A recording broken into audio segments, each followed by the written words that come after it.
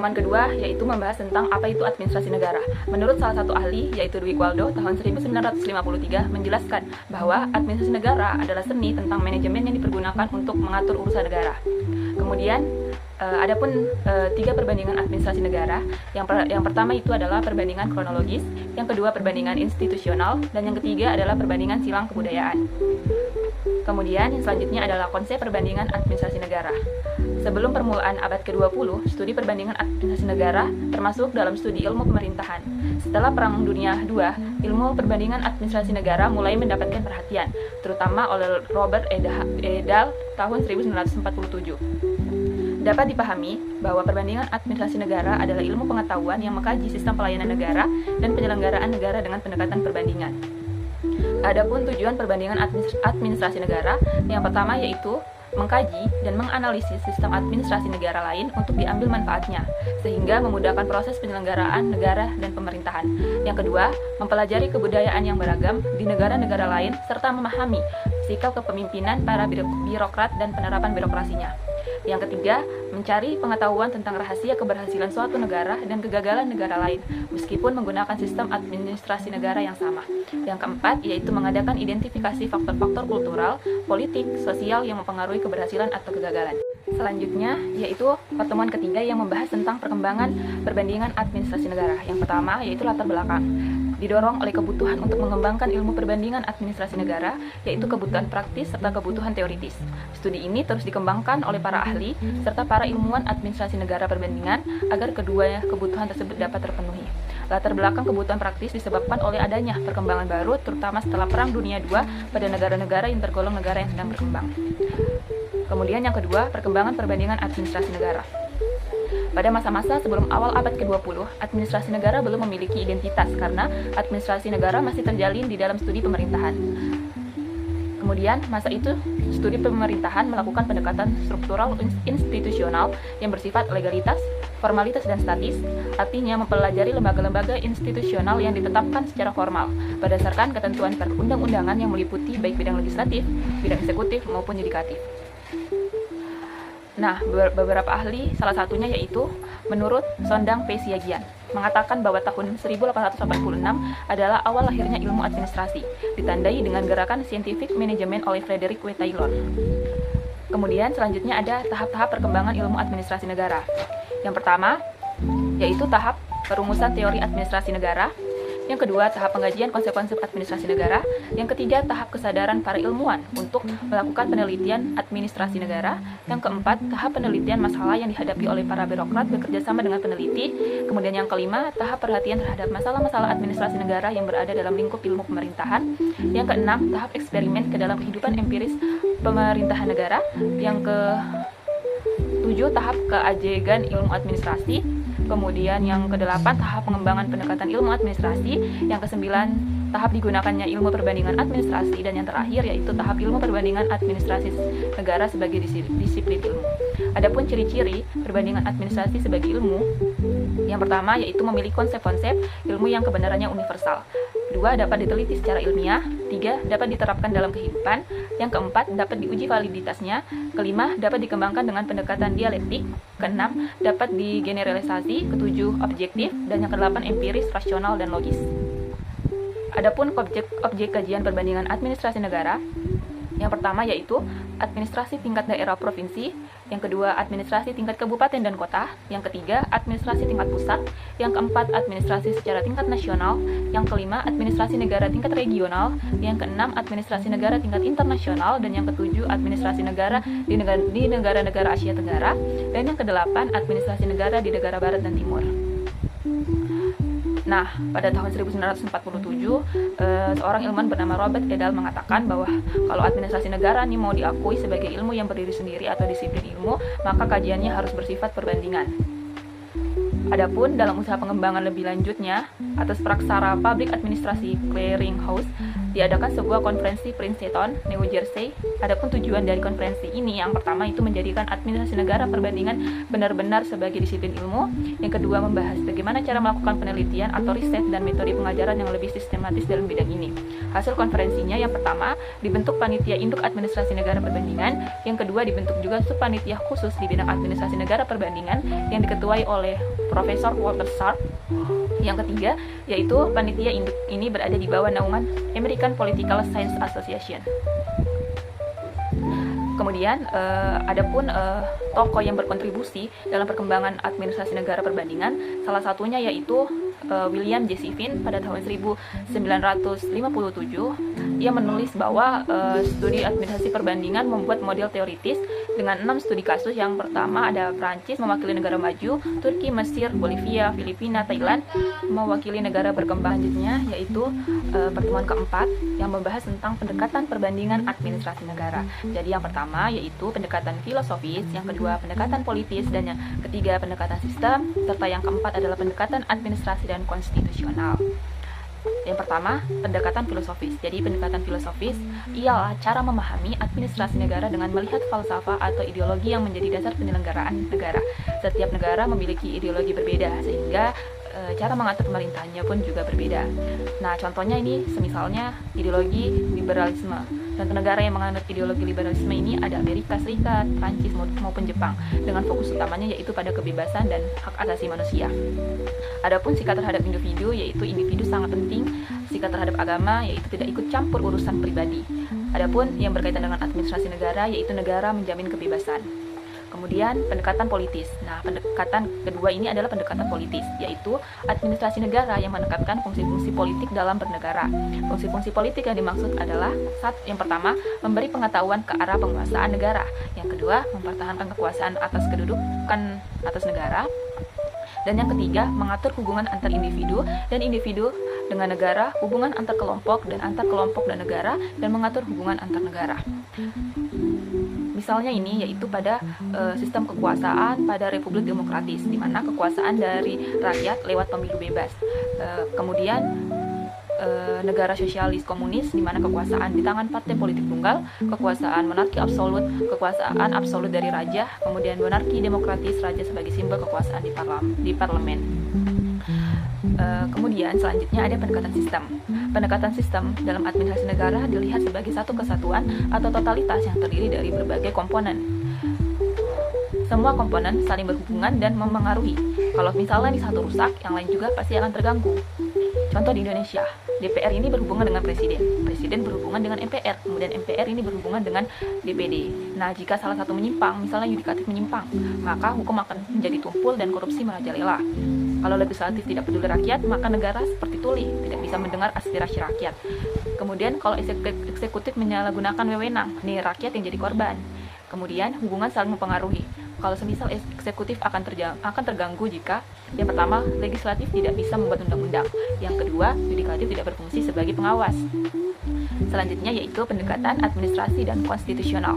Yang pertama, pendekatan administrasi. Nah, pendekatan ini melihat administrasi negara dengan menggunakan teknik manajemen. Kemudian ada pendekatan konstitusional, yaitu perencanaan negara harus sesuai dengan undang-undang. Kemudian pada pertemuan kelima yaitu membahas tentang konsep administrasi publik.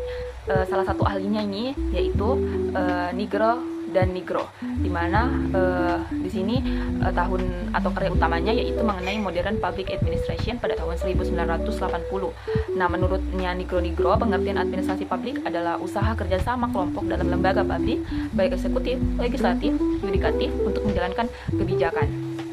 Kemudian administrasi publik dapat dikaji dengan beberapa teori. Yang pertama, teori deskripsi eksplanatif, kedua, teori normatif, ketiga, teori asumsi, dan yang keempat, teori instrumental. Nah, misalnya ini teori deskriptif eksplanatif. Jadi fokus utamanya ini pada menjelaskan kenyataan yang ada saat ini atau apa adanya. Jadi contohnya ini menjelaskan hierarki organisasi dan mengapa koordinasi antar bagian sering menimbulkan konflik peran. Kalau teori normatif, ini menjelaskan apa yang seharusnya ada di masa depan atau ideal. Jadi, yaitu contohnya dalam administrasi publik, seperti layanan publik ini seharusnya efisien, transparan, demokratis, dan akuntabel. Kemudian ada teori asumsi. Jadi ini berangkat dari anggapan dasar tentang kondisi yang ingin dicapai. Misalnya itu asumsi, jika pegawai diberi pelatihan, maka kinerjanya akan meningkat. Kemudian ada teori instrumental, menjelaskan bahwa menentukan strategi, alat, dan media untuk mencapai tujuan tertentu. Misalnya jika pelayanan publik dibuat online, maka kepuasan masyarakat akan meningkat. Adapun ciri-ciri dan fungsi administrasi negara, yaitu pelayanan yang diberikan bersifat lebih penting dibandingkan dengan pelayanan yang diberikan oleh organisasi-organisasi swasta. Kemudian pelayanan yang diberikan oleh administrasi negara pada umumnya bersifat monopoli atau semi-monopoli. Kemudian dasar tindakannya adalah undang-undang dan peraturan resmi. Kemudian tidak dikendalikan oleh harga pasar. Dan yang terakhir, penilaian utama adalah masyarakat yang dilayani. Kemudian yang selanjutnya, administrasi negara sebagai fungsi atau tugas pemerintah memiliki 5 fungsi besar. Yang pertama, menegakkan persatuan dan kesatuan nasional dan teritorial. Yang kedua, mengembangkan kebudayaan nasional di atas kebudayaan-kebudayaan, kesukuan, dan kedaerahan. Yang ketiga, pemerintahan. Yang keempat, administrasi negara. Yang kelima, bisnis atau niaga seperti non-komersial maupun komersial. Selanjutnya, administrasi negara ideal menurut Vincent Ostrom adalah democratic administration. Administrasi negara yang ideal menurut Golembisky ini meliputi yang pertama public management core, yang kedua management specialization, dan yang ketiga policy specialization. Kemudian hubungan administrasi negara dengan perbandingan administrasi. Jadi keduanya ini memiliki hubungan yang erat karena adalah administrasi negara ini berkaitan dengan kegiatan studi perbandingan administrasi negara. Sehingga sistem administrasi negara yang membuat peninjauan ekologis dan proses, keduanya merupakan bahan penting bagi studi perbandingan administrasi yang harus disertai dengan peninjauan sisi lainnya yang bertautan dengan aspirasi atau cita-cita suatu bangsa yang mencerminkan adanya kelembagaan negara serta birokrasi pada negara bersangkutan. Nah, misalnya nih ya, perbandingan administrasi negara dengan perbandingan administrasi yang berfokus pada fokus kajian. Kalau administrasi negara ini satu negara tertentu, sedangkan perbandingan administrasi negara beberapa negara atau lintas negara. Kalau administrasi negara tujuannya memahami bagaimana sistem administrasi bekerja di dalam suatu negara, sedangkan perbandingan administrasi negara membandingkan sistem administrasi antar negara untuk melihat persamaan atau perbedaan. Contohnya kalau administrasi negara, bagaimana sistem pelayanan publik di Indonesia melalui Kementerian Pan-RB. Kalau perbandingan administrasi publik, membandingkan pelayanan publik di Indonesia, Jepang, dan Singapura untuk melihat perbedaan efisiensi. Nah, menurut salah satu pandangan James D. Thomson menjelaskan bahwa dalam studi negara ada dua aliran. Yang pertama, fokus pada perbedaan atau variasi, dan yang kedua adalah fokus pada kesamaan. Kemudian pada pertemuan ke-6 yaitu mempelajari tentang metode studi perbandingan. Yang pertama, metode kognitif. Metode ini lebih menekankan pada belajar lewat pengetahuan teoritis, artinya kita membaca, kita menghafal, dan kita memahami konsep-konsep dasar administrasi negara. Kemudian yang kedua, metode historis. Metode ini belajar dengan menelusuri sejarah perkembangan administrasi negara di berbagai tempat dan waktu. Kita tidak hanya tahu teori, tapi juga bagaimana teori itu muncul dan dipraktikkan di berbagai negara. Kemudian yang terakhir, metode kritis. Metode ini melibatkan pemikiran mendalam, analitis, dan filosofis. Kita tidak hanya menerima teori dan sejarah begitu saja, tapi mencoba mempertanyakan, menganalisis, bahkan mengkritiknya. Kemudian adapun metode kognitif yaitu berfokus pada teori, konsep, istilah, definisi. Kelebihannya yaitu memberi dasar pengetahuan yang kuat. Keterbatasannya baru sebatas teori, belum melihat praktik nyata. Kalau historis ini perkembangan sejarah administrasi negara di berbagai negara, yaitu kelebihannya bisa memahami alasan munculnya sistem administrasi. Keterbatasannya bisa terjebak hanya jadi cerita masa lalu tanpa analisis. Kemudian kritis, fokus utamanya yaitu analisis filosofis, pemikiran mendalam, dan pernyataan kritis. Kelebihannya melatih berpikir kritis dan mendalam, serta kekurangannya yaitu butuh kemampuan analitis tinggi dan lebih sulit dilakukan. Selain metode tadi yang sudah dijelaskan, ada pun metode lain yang digunakan untuk mempelajari administrasi negara adalah yang pertama, metode deduksi, yang kedua, metode induksi, dan yang ketiga, metode dialektika. Adapun tahapan-tahapan yang dilakukan dalam melakukan perbandingan, yang pertama yaitu pengkategorian wilayah, yang kedua penentuan waktu perbandingan, yang ketiga penentuan tempat, yang keempat pencarian masalah utama, yang kelima menentukan pendekatan metode dan teori, yang kelima yang keenam analisis, dan yang terakhir menarik kesimpulan. Adapun tahap penelitian dalam perbandingan administrasi negara menurut Beni Ahmad Saibani tahun 2009, yaitu yang pertama kebutuhan terhadap teori, yang kedua kebutuhan terhadap masalah, yang ketiga kebutuhan terhadap rencana, yang keempat kebutuhan terhadap hipotesis, yang kelima kebutuhan terhadap sejumlah data, yang keenam kebutuhan terhadap fasilitas, dan yang terakhir adalah kebutuhan akan kebebasan. Adapun aspek-aspek perbandingan administrasi negara, yang pertama ada bentuk negara, ada bentuk pemerintahan, ada sistem pemerintahan, sistem politik, suprastruktur politik, dan infrastruktur politik. Yang pertama kita membahas tentang bentuk negara. Jadi secara sederhana, bentuk negara adalah bagaimana suatu negara mengatur kedaulatannya dan membagi kekuasaan pemerintahan dalam wilayahnya. Beberapa bentuk negara antara lain sebagai berikut. Yang pertama itu adalah negara kesatuan, terdiri atas negara kesatuan dengan sistem sentralisasi dan negara kesatuan yang menganut sistem desentralisasi. Ada negara serikat, perserikatan negara, real uni atau personal uni, negara dominan, daerah jajahan atau koloni, daerah protektorat, daerah mandat, dan daerah trusti. Misalnya kita mengambil bentuk negara kesatuan. Jadi negara kesatuan ini adalah negara tunggal dengan satu kedaulatan dan pemerintah pusat yang tertinggi. Adapun ciri utamanya yaitu pemerintahan pusat dominan dan bisa desentralisasi atau otonomi. Contohnya Indonesia, Jepang, dan Perancis. Selanjutnya ada bentuk pemerintahan. Nah, pada awal perkembangannya, bentuk pemerintahan dibedakan berdasarkan berapa banyak orang yang memegang kekuasaan dalam suatu negara. Dari sini lahirlah 3 bentuk dasar, yaitu monarki, oligarki, dan demokrasi. Kemudian bentuk pemerintahan awalnya dilihat dari berapa orang yang memegang kekuasaan, lalu berkembang dengan melihat siapa kepala negara, raja, ratu, atau presiden, serta cara kebebasan dijalankan absolut, konstitusional, ataupun parlemen. Dari sinilah muncul 6 bentuk utama yang muncul, yaitu monarki absolut, konstitusional, parlemen absolut, ada juga republik absolut, republik konstitusional, dan republik parlemen.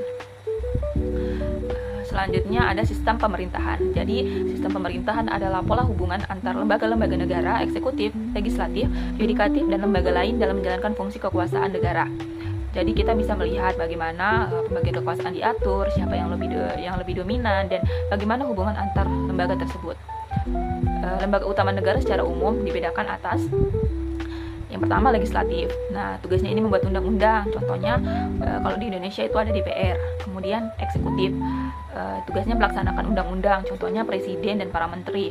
Ada yudikatif, tugasnya mengawasi hukum dan memberi putusan. Contoh Mahkamah Agung, Mahkamah Konstitusi. Kemudian ada lembaga lainnya atau lembaga penunjang kelengkapan negara. Misalnya di Indonesia dulu ada DPA, sekarang diganti lembaga-lembaga lain. Kemudian ada 2 sistem pemerintahan utama, yaitu sistem presidensial dan sistem parlementer. Kalau kita meninjau dalam aspek kepala negara, sistem presidensial ini yaitu presiden sebagai kepala negara dan pemerintahan sekaligus. Kalau parlementer ini raja ataupun presiden, tapi hanya sebagai simbolis atau hanya kepala negara. Kalau kepala pemerintahannya sistem presidensial ini presiden, sedangkan parlementer ini perdana menteri. Contoh negaranya, kalau presidensial ada Amerika Serikat, Indonesia. Kalau sistem parlementer ada Inggris, Belanda, maupun Malaysia. Kemudian ada pun sistem politik sendiri adalah tata kehidupan politik dalam suatu negara yang mengatur hubungan antar manusia, antar kelompok, serta antar rakyat dan negara. Sistem politik sendiri terdiri dari 2 komponen utama, yaitu suprastruktur politik yang formal dan infrastruktur politik yang informal tapi berpengaruh besar. Selanjutnya kita beralih pada tahap-tahap perkembangan ilmu administrasi negara. Yang pertama ada faktor politik, ada faktor ekonomi dan kemajuan negara, faktor sumber daya manusia, faktor moralitas bangsa, faktor sejarah, faktor teritorial, faktor konstitusional, faktor sosial budaya, dan yang terakhir faktor kepemimpinan.